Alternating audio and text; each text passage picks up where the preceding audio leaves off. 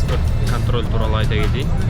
Мына жақта Сенай деген канал бар ғой, соның астынан өтер кезде от үйді тексереді, сумкаңды барлығын. Бара тұрған кезде біз сумкаларымызды ашып, қолдарын тығып, ішінен бәрін қарады.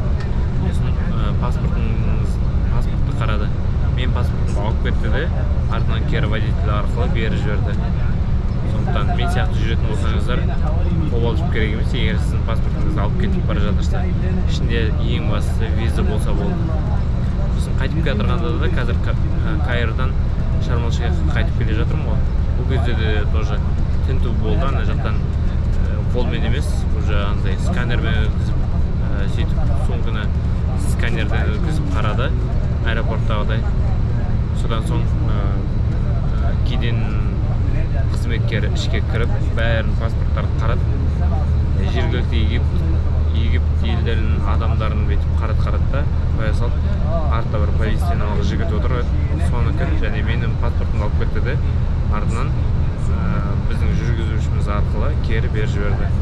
Сондықтан паспортыңыз алып кетіп жатса, қобалжымаңыздар, өздері тіркей ма, бірдеңе істейді. Мен орнынан қозғалған жоқпын. Менде бәрі дұрыс, себебі визаңыз болса болды.